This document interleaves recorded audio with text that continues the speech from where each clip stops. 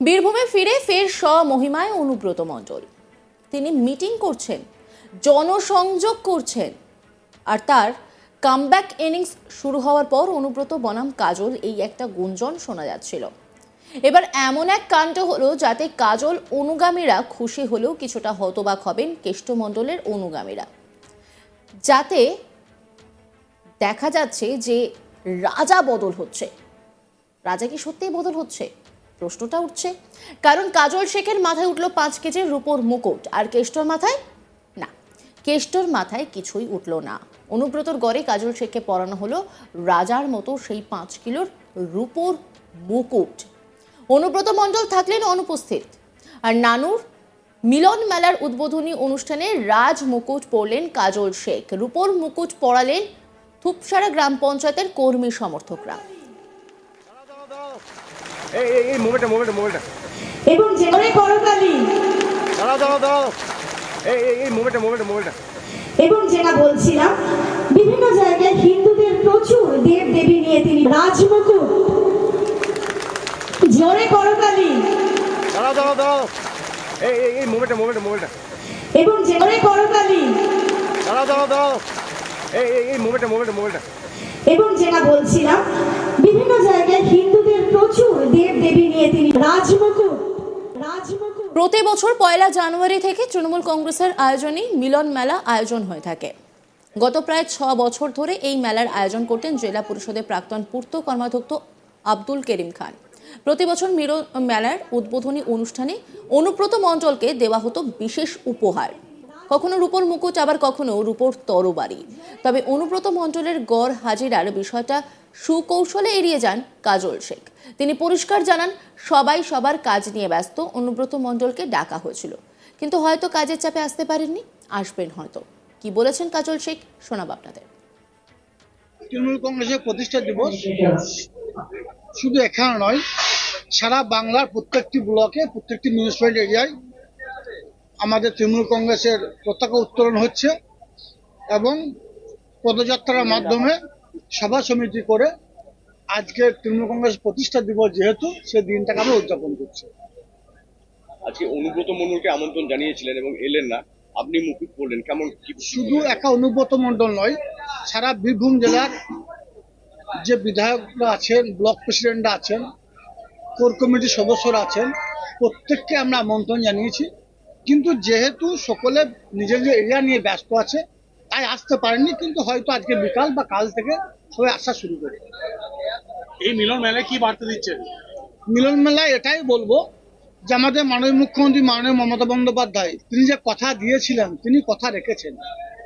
তিনি বলেছিলেন বাংলার বুকে কাটাকাটি, খুনোখুনি, রাহাজানি বন্ধ করব, তিনি বন্ধ করেছেন।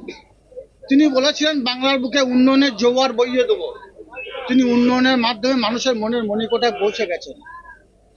আমি বীরভূম জেলার তৃণমূল কংগ্রেসে একজন সৈনিক হিসেবে বলবো, যারা তৃণমূল কংগ্রেস দলটাকে ভালোবাসেন, যারা মমতা বন্দ্যোপাধ্যায়কে ভালোবাসেন, তারা মমতা বন্দ্যোপাধ্যায় যে উন্নয়নগুলো করছেন সেগুলো যেন প্রত্যেকটি সম্প্রদায়ের মানুষ, জাতি, ধর্ম, মতামত নির্বিশেষে সকল সম্প্রদায়ের মানুষ যেন সঠিকভাবে পরিষেবাটা পায়, সেটাকে সকলকে লক্ষ্য রাখার জন্য এবং সুনিশ্চিত করার জন্য আজকের মঞ্চ থেকে আহ্বান জানিয়েছি। সে কথাটাই বলবো।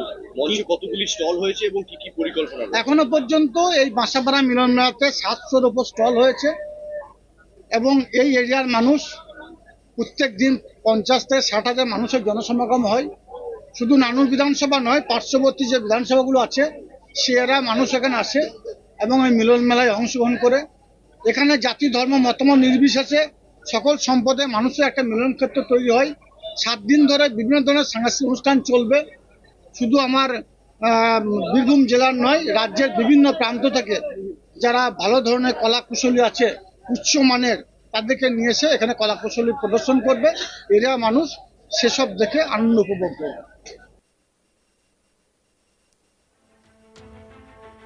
এই বছর কে পাচ্ছেন সেই সব উপহার, তা নিয়ে কৌতূহল তৈরি হয়েছে দলীয় সমর্থকদের মধ্যে। আর সেই জল্পনা শেষে এই বছর বিশেষ উপহার পেলেন কাজল শেখ। জেলায় স্বমহিমায় ফিরে এলেও কার্যত এই অনুষ্ঠানে কেন অনুপস্থিত থাকলেন অনুব্রত মণ্ডল, সেই নিয়ে যেমন প্রশ্ন উঠেছে, তেমনি রূপোর 5 কিলোর মুকুটের বিশেষ উপহার নিয়েও শোরগোল পড়েছে। গোটা বিষয়টা নিয়ে একটা রিপোর্ট তুলে ধরেছেন আমার কলিগ শান্তনু হাজরা। দেখাবো আপনাদের। 5 কেজির রূপোর মুকুট মাথায় পড়লেন বীরভূমের জেলা পরিষদের সভাধিপতি কাজল শেখ। জানা গিয়েছে যে বীরভূমের যে বাসাপাড়া নানুর বিধানসভার অন্তর্গত সেই এলাকায় দীর্ঘ 7 বছর ধরে তৃণমূলের প্রতিষ্ঠা দিবসের দিনকে কেন্দ্র করেই একটি মেলা অনুষ্ঠান হয়, আর সেই মেলার নাম হচ্ছে মিলন মেলা।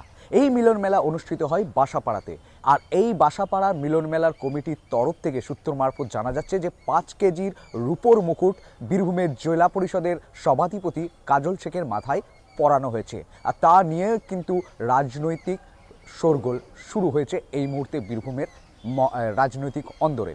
কারণ এই মিলন মেলা কমিটি জবে থেকে এই মেলার শুভ সূচনা হয়েছে, তারপর থেকেই বীরভূমের তৃণমূল জেলা সভাপতি অনুব্রত মণ্ডলকে কখনো রূপোর পাচন, কখনো রূপোর মুকুট, কখনো রূপোর তরবারি ইত্যাদি সামগ্রিক দিয়ে কিন্তু তারা সম্মান জ্ঞাপন করতেন। এমনকি এই মেলার প্রধান অতিথি থাকতেন অনুব্রত মণ্ডল। তবে এবছর দেখা গেল অনুব্রত মণ্ডল অনুপস্থিত, আর সেখানে বীরভূমের জেলা পরিষদের সভাধিপতি কাজল শেখ কিন্তু 5 কেজির রূপোর মুকুট মাথায় পরানো হলো। তা নিয়েও রাজনৈতিক মহলে বেশ জল্পনা শুরু হয়েছে। তাহলে কি অনুব্রত মণ্ডল এমনিতেই বলেছেন, জেলা কোর কমিটির বৈঠকে ডাক দিয়েছিলেন, বৈঠকে তিনি মন্তব্য করেন যে তৃণমূলের এই বছর চলতি বছরের শেষে নতুন বছরে বীরভূম তৃণমূলের মধ্যে যে দ্বন্দ্ব রয়েছে সেই দ্বন্দ্ব কিন্তু মিটে যাবে। তাহলে অনুব্রত মণ্ডল কিন্তু এই মুহূর্তে সমহিমায় রয়েছে। মুখ্যমন্ত্রী তৈরি করা যে কোর কমিটি, সেই কোর কমিটির তিনি কিন্তু মধ্যমণি। অন্যদিকে বীরভূমের তৃণমূল জেলা সভাপতি পদে কিন্তু তিনি বহাল। এক কথা বলা যেতেই পারে যে বীরভূম কিন্তু এই মুহূর্তে অনুব্রতই কিন্তু সমহিমায় আবারও ফিরেছেন।